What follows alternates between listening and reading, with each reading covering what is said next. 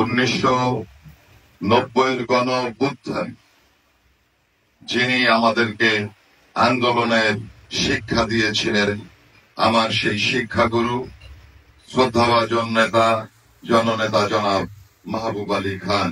শোকের মাস আগস্ট মাস। আমরা বঙ্গমাতা শেখ ফজলুন্নেসা মুজিবের জন্য দোয়া করব, আমরা বঙ্গবন্ধুর জন্য দোয়া করব। সদ্য যে অবস্থা আপনারা দেখেছেন, যে সেনাবাহিনীকে মাঠে নামানো হয়েছিল, সেই সেনাবাহিনীর সহায়তায় আমাদের প্রিয় নেত্রী দেশরত্ন শেখ হাসিনাকে বিদেশে অর্থাৎ দেশ থেকে বাধ্য করেছে। আজকের এই সমাবেশে আমরা তার তীব্র প্রতিবাদ জানাই।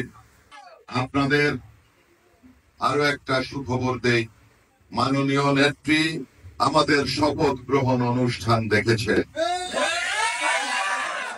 তিনি আপনাদের সকলকে উদ্দেশ্যে বলেছেন তিনি দেশ ত্যাগ করতে চাননি, তিনি দেশ ত্যাগ করতে বাধ্য হয়েছেন, তাকে বাধ্য করা হয়েছে।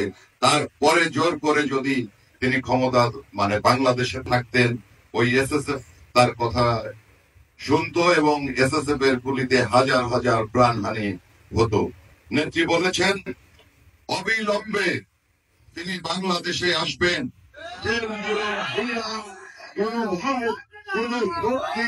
শেখ হাসিনাকে দাবিয়ে রাখতে পারে না।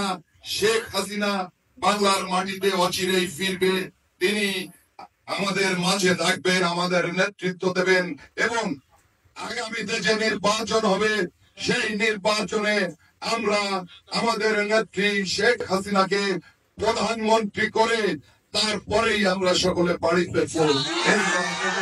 আমার বক্তব্য শেষ করছি। জয় বাংলা, জয় বঙ্গবন্ধু।